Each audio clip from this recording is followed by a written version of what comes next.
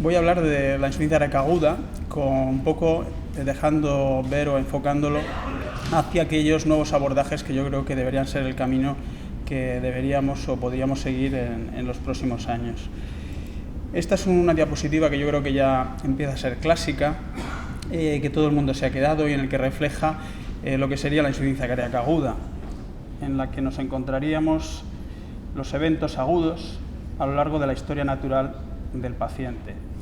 Sin embargo, más que quedarnos con la diapositiva con la idea de que aquí se encuentra la insuficiencia cardíaca aguda, yo creo que es muy importante tener en cuenta que esto es un continuum y que solo desde la perspectiva de que el evento agudo se encuentra integrado dentro de la patología crónica es posible realmente avanzar en el manejo de la insuficiencia cardíaca aguda.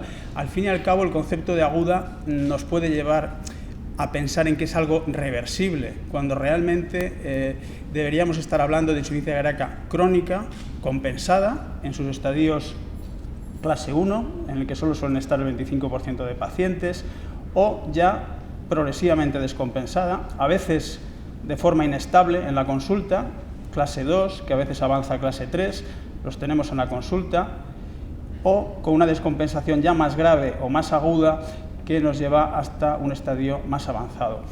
La visión es que, más allá del concepto de agudo, yo creo que tenemos que hablar del concepto de crónica, compensada o descompensada. Y alguno podría pensar, ya, pero algunos pacientes cuando ingresan en mi hospital los trato, se van y seguro que es reversible, nunca volverán al hospital.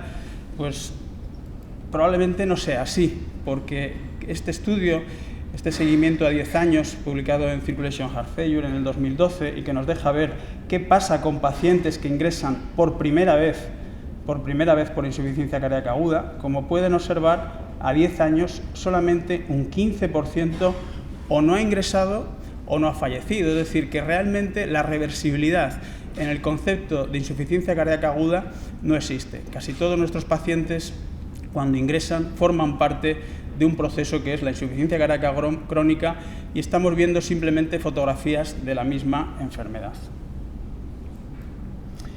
¿Y en este sentido hemos mejorado algo el manejo de nuestros pacientes? La respuesta claramente es que no.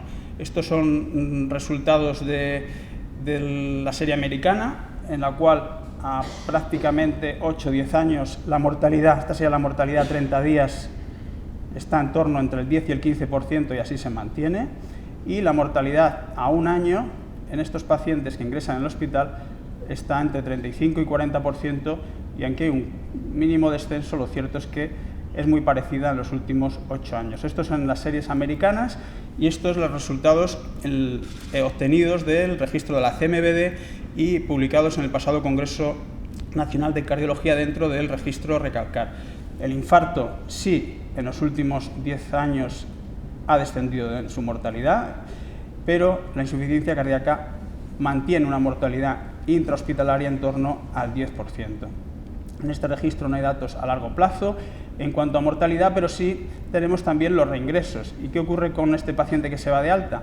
Bueno, los ingresos, en este caso, los ingresos totales siguen aumentando. Este es el concepto de epidemia de la insuficiencia cardíaca que yo creo que todos tenemos más que asumido, y los reingresos también aumentan. Es decir, no estamos haciendo bien las cosas. Los pacientes siguen falleciendo a pesar de 10 años después, y los pacientes siguen reingresando, incluso más, reingresando, no ingresando por primera vez, sino que ya sabemos que es una epidemia, cada vez hay más, sino reingresando, lo cual contribuye, como hemos visto, a la progresión de la enfermedad y al deterioro del paciente y, por supuesto, con connotaciones sobre la gestión clínica en el entorno sanitario en el que estamos. ¿Por qué se está produciendo esto?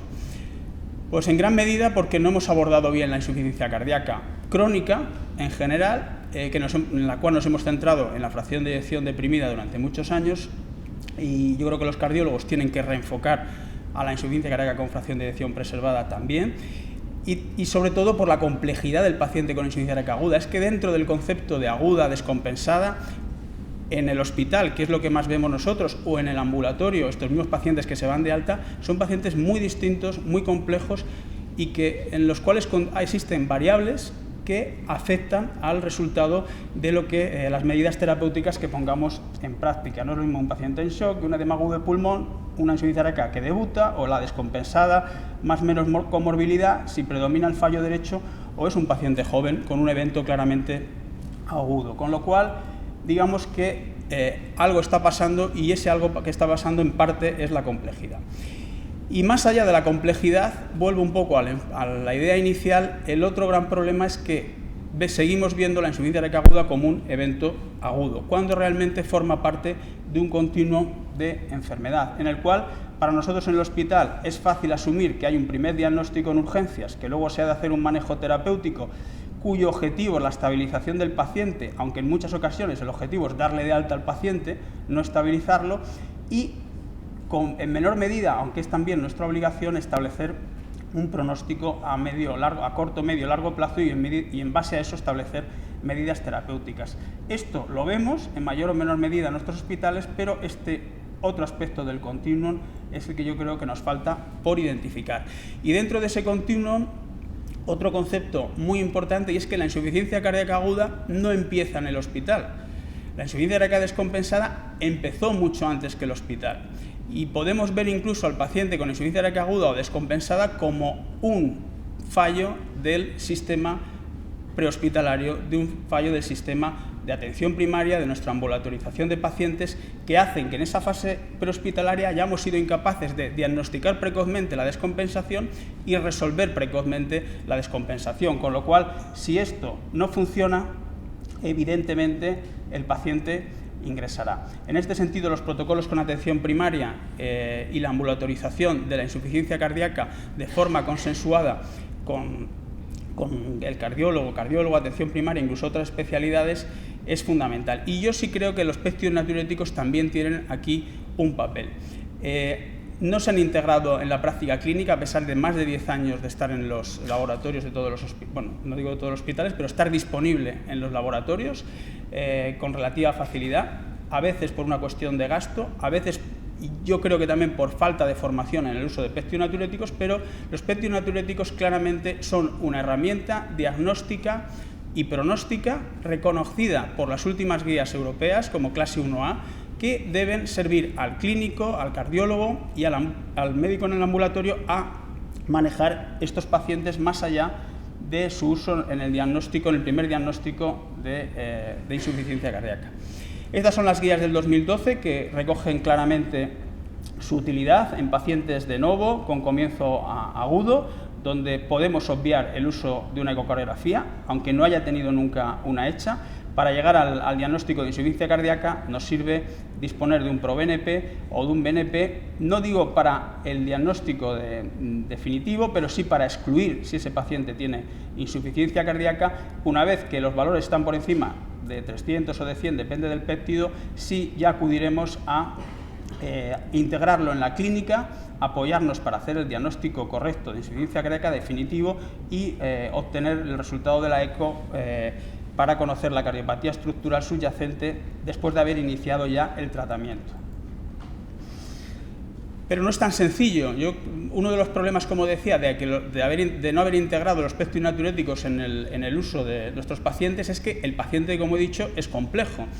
Y no es lo mismo un péptido natriurético en un paciente en shock, que no sirve para nada, porque un paciente con una sepsis grave, con un tromboembolismo pulmonar grave, es un paciente con péptidos altos y puede no tener insuficiencia cardíaca, que un paciente con una insuficiencia cardíaca de novo, donde el valor de exclusión es muy alto, pacientes intermedios donde hay que utilizarlo con el sentido clínico, o pacientes con situaciones descompensadas, más o menos comorbilidad, donde también tienen mucha utilidad, sobre todo si disponemos de un valor seco o un valor previo, que es el que deberíamos obtener en el paciente al alta. En los péptidos natriuréticos, a raíz sobre todo de la publicación del Paradigm y del LCZ, van a aumentar mucho su uso, se van a expandir la formación en este aspecto, pero yo creo que ya deberíamos estar en el punto de haberlos integrado en la clínica como una herramienta diagnóstica y pronóstica. Bien, más allá de ese enfoque prehospitalario, de ese enfoque diagnóstico en la puerta de urgencias cuando el paciente llega, ¿qué tenemos en el manejo terapéutico? En el manejo terapéutico Si miramos hacia atrás, casi nada.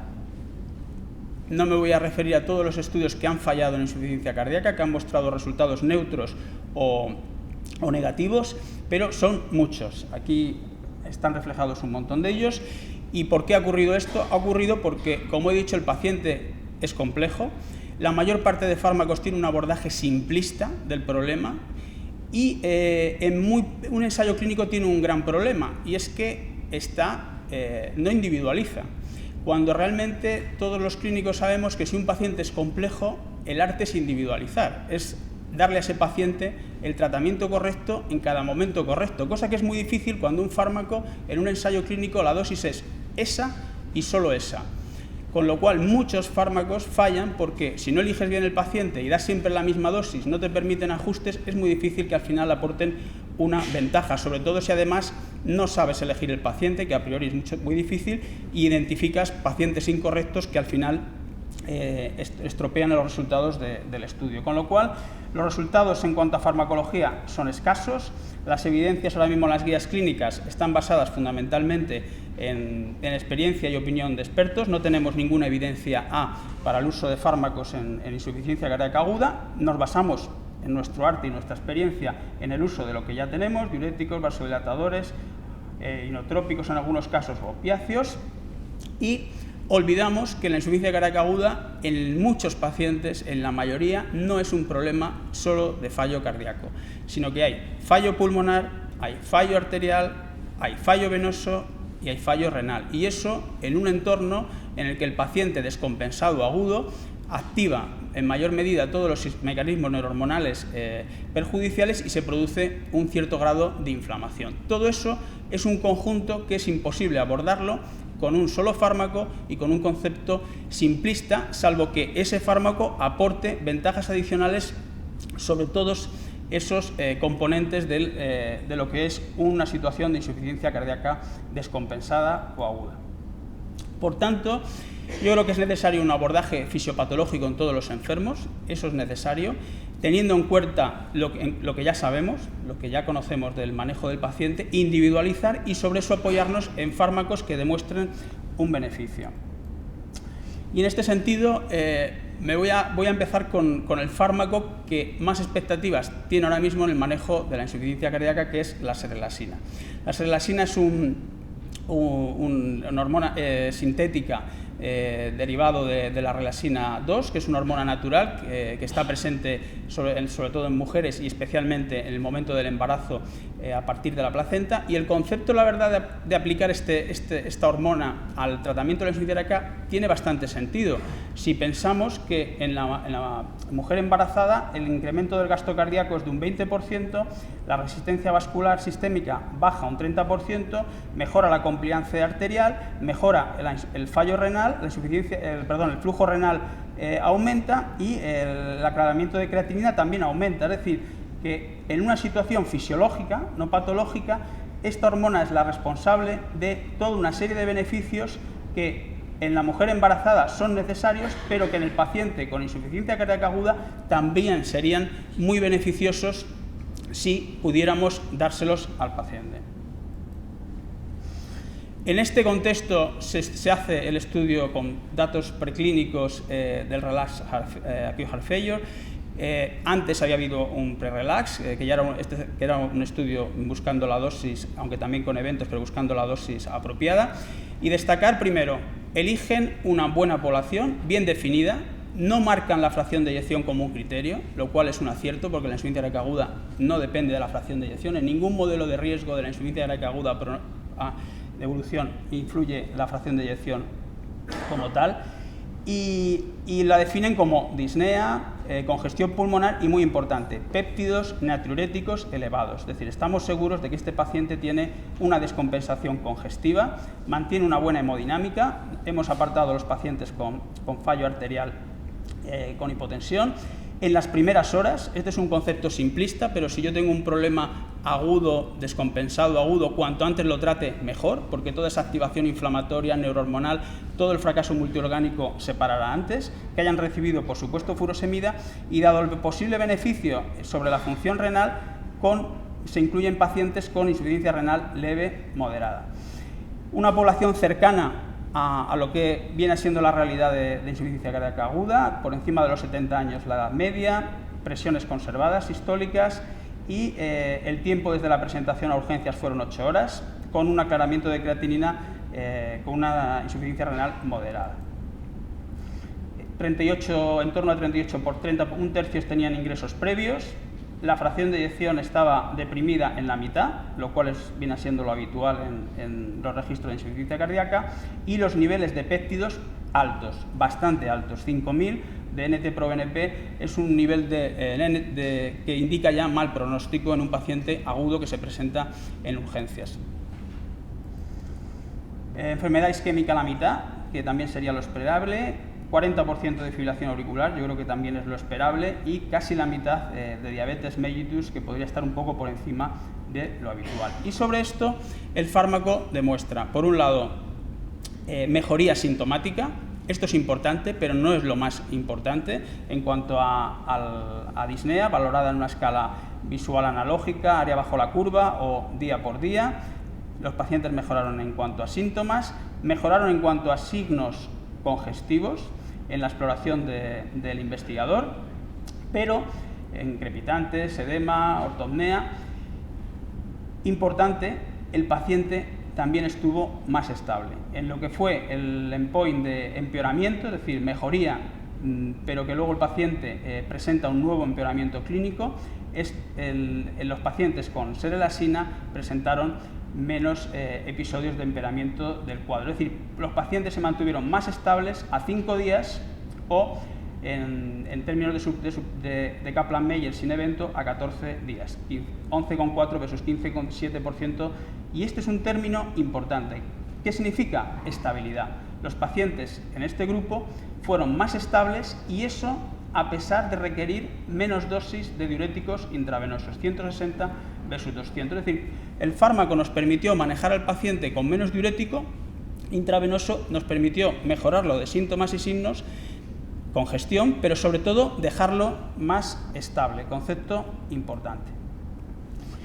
Luego el estudio ha mostrado resultados en biomarcadores. El 30% es el número que más se ha repetido en los estudios de pronóstico con NT-proBNP, es decir, que un paciente que incrementa el 30% o desciende el 30% cambia su riesgo como valor relativo que individualiza los cambios en NT-proBNP. Bien, pues el grupo con serelasina tuvo menos pacientes en los que hubo más pacientes en los que se descendió el NT-proBNP por debajo del 30% del valor de llegada. Es decir, tuvo un efecto sobre los péptidos natriuréticos que indicarían estrés, sería un marcador cuantitativo del grado de insuficiencia cardíaca, estrés sobre el cardiomiocito. Y también tuvo un efecto en términos de daño orgánico.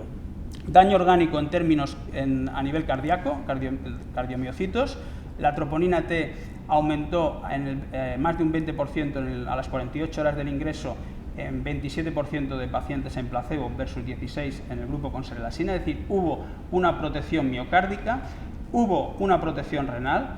La creatinina barras en azul se incrementó en menor medida en el grupo con serelasina, el BUN también, sobre todo al inicio, y hubo una protección incluso a nivel hepático. Las transaminasas con serelasina disminuyeron en la evolución del enfermo y se comportaron de forma distinta respecto al grupo placebo, es decir, hubo una protección orgánica. Esto al final nos lleva a un endpoint secundario del estudio, que fue secundario y al ser secundario llevó a que el fármaco no esté aprobado aún hasta que salgan los resultados del RELAX 2, que está en marcha, pero que sumado al pre-RELAX y ya en el Relax Acute Heart Failure, que es el que he comentado, ya fue significativo. A 180 días habría diferencias en cuanto a placebo o en cuanto a serelasina.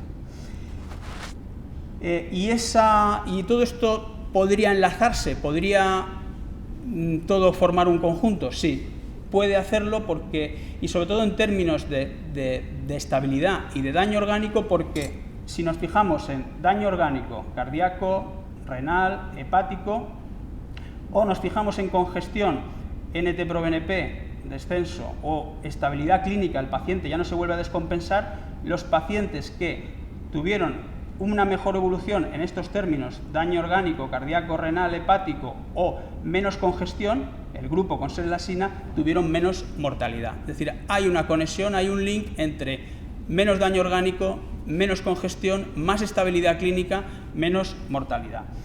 Y esto todo es a posteriori, pero es importante porque, y para mí lo más importante de este estudio no es serelaxina. Serelaxina tendrá que demostrar en RELAX-2 si realmente disminuye la mortalidad y nuestros pacientes van mejor.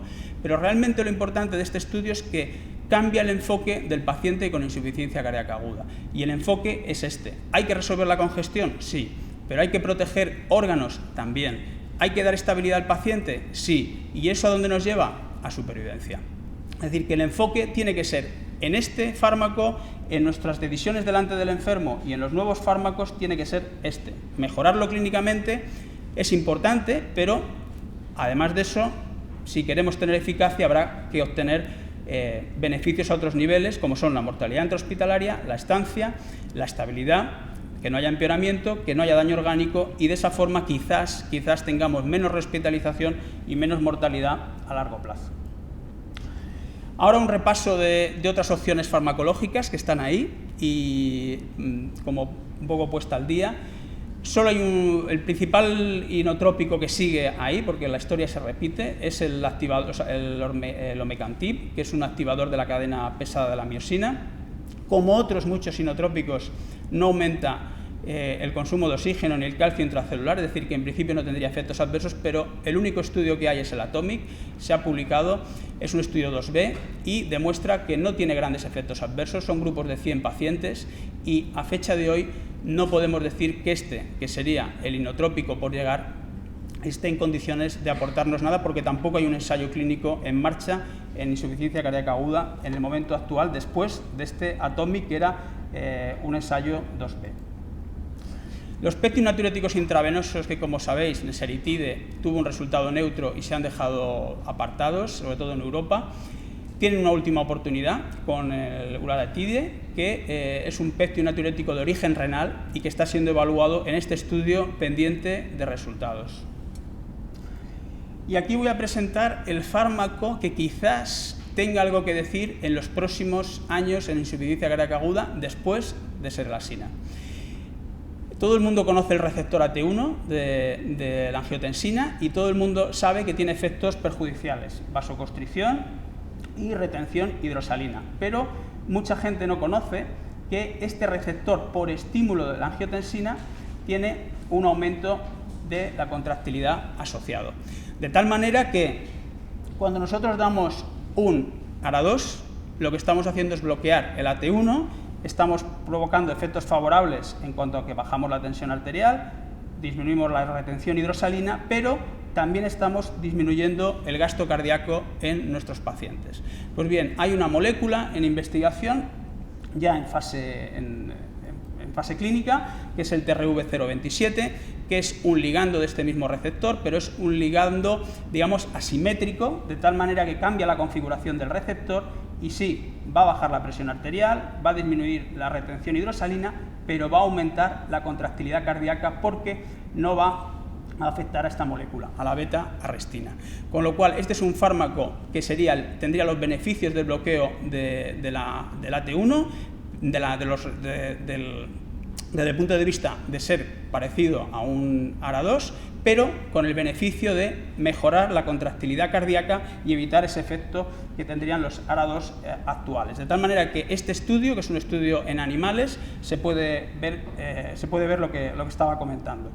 Tenemos telmisartán, tenemos TRV027, este es el efecto en la presión arterial, los dos bajan la presión arterial, pero esto es lo que pasa en la contractilidad cardíaca. Con TRV aumenta, con telmisartán disminuye.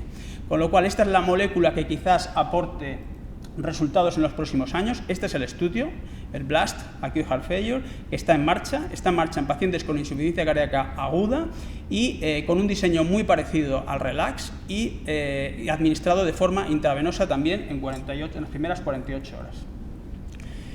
Y para seguir avanzando más allá del manejo terapéutico intrahospitalario, el siguiente aspecto sería qué hago con mi paciente, qué va a ocurrir con mi paciente cuando se vaya del hospital. Pues bien, cuando se vaya del hospital, de entrada, el riesgo, estos son datos del Everest Trial, el riesgo de mortalidad disminuye. En los primeros 30, 90, 180 días es un paciente con menor riesgo de mortalidad. Entonces, estaría el riesgo de mortalidad, por ejemplo, a 90 días, pues estaría en torno al 13% en la población global. Iría aumentando con el tiempo. Pero, ¿qué ocurre si mi paciente, después de darle el alta, ingresa?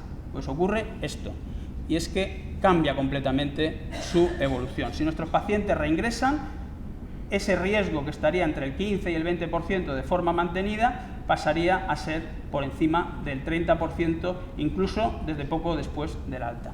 Por lo tanto, gran parte del enfoque que se tiene que dar al paciente con insuficiencia cardíaca aguda que se va de alta es estabilidad, protección, pero pensando en que el paciente no reingrese. Y eso no es solo un fármaco. Un fármaco podría aportar eso, sí, va a ayudar, pero no es solo un fármaco. Hablando de fármacos, hay dos que están siendo evaluados en pacientes con insuficiencia cardíaca aguda, pero no al ingreso, como los que he contado, sino cuando se van de alta. Una breve reseña a estos dos. Uno es un estimulante de la guanilato ciclasa, el rinociguat. Como probablemente sepan, en la insuficiencia cardíaca y en otras patologías cardiovasculares hay un déficit de GMP cíclico, y este déficit lleva a disfunción miocárdica, disfunción vascular y múltiples efectos cardiovasculares deleterios. Se han estudiado ya fármacos en esta línea con resultados variables, pero estos serían los estudios que ahora mismo están en marcha y que son la última oportunidad de este mecanismo, la estimulación de la guanilato ciclasa. El programa Sócrates, uno para fracción de eyección deprimida y otro para fracción de eyección preservada. Son pacientes que ingresan al hospital y que cuando se van a casa se empieza el fármaco con el objetivo de disminuir reingresos y mejorar mortalidad. Más allá de este fármaco me voy a referir, porque yo creo que también es importante, al que sí que puede ser un fármaco que aporte en la insuficiencia cardíaca en conjunto, pero también, sobre todo en la aguda, a la alta, y son los nuevos antialdosterónicos. En particular este de Bayer, que es finerenona. ¿Por qué? Pues básicamente porque la relación entre efectos sobre los electrolitos y los efectos sobre el corazón en estudios experimentales es muchísimo menor. ¿Y eso qué significa? Que con menos dosis voy a tener mucho más efecto a nivel cardíaco, mucho más efecto a nivel vascular, con menos efectos a nivel electrolítico. La selectividad es muy alta por la función cardíaca. Y este estudio se presentará en el próximo Congreso Europeo. Es un estudio que se cerró ya en diciembre del año pasado. Se deberían haber dado a los investigadores resultados en mayo, no se han dado y se ha retrasado a agosto y se presentará en el próximo europeo. Es el ARTS con finerenona, con ese fármaco antialdosterónico del que he hablado, y es administrado en pacientes con insuficiencia cardíaca aguda que ingresan al hospital o que se descompensan, insuficiencia cardíaca descompensada, a partir de la descompensación tras el alta o tras la salida de ella. Y para terminar, lo que probablemente sea el mensaje más importante de toda charla o toda reunión basada en insuficiencia cardíaca aguda, y es la necesidad de cambiar el manejo del paciente. Cuando empezaba a hablar, comentaba que no se puede ver el evento agudo como un evento aislado, sino que hay que verlo en el continuum de la enfermedad, y de esa forma el paciente, cuando se va de alta, también hay que verlo en el continuum de la enfermedad, y la transición de ese paciente va a ser fundamental, probablemente más que cualquier otro fármaco, para conseguir el objetivo de que el paciente no esté dando vueltas y vueltas y vueltas en nuestro hospital. Medidas. No hay evidencia y no la va a haber. Hace poco teníamos una revisión basada en unas guías en un documento de recomendaciones, y se hacían revisiones bibliográficas exhaustivas con conceptos como cuándo dar la primera cita en un paciente con insuficiencia cardíaca, y al final hay evidencias limitadas. Pero es que sobre actitudes que no sean fármacos hay muy pocas evidencias, pero lo cierto es que es un primer contacto los 7 o 10 primeros días, el que el paciente visite primero una consulta con insuficiencia cardíaca que tenga capacidad para administrar fármacos intravenosos, hospital de día, con carácter multidisciplinar. Si integramos protocolos con primaria, con gestores de casos, integramos programas de rehabilitación y de seguimiento, no es tan complicado. Hay que empezar uno a uno. Desde luego que el paciente que se va de alta con insuficiencia cardíaca descompensada va a mejorar. Por tanto, como conclusiones, yo diría que la insuficiencia cardíaca aguda debe verse y enfocarse dentro del continuo de la enfermedad. Si se enfoca solo desde el evento, desde que entra por el hospital hasta que sale, el paciente no va a ir bien. Y que en el hospital debe individualizarse el tratamiento con un triple foco. Esto es lo que nos ha enseñado el RELAX. No solo descongestión, hay que buscar también protección orgánica y estabilidad en el paciente. Probablemente serelaxina sea la mejor oportunidad ahora mismo en el firmamento de fármacos para la insuficiencia cardíaca aguda, y la transición, desde luego, debe ser un elemento clave para el paciente y para todos nosotros. Bueno, muchas gracias.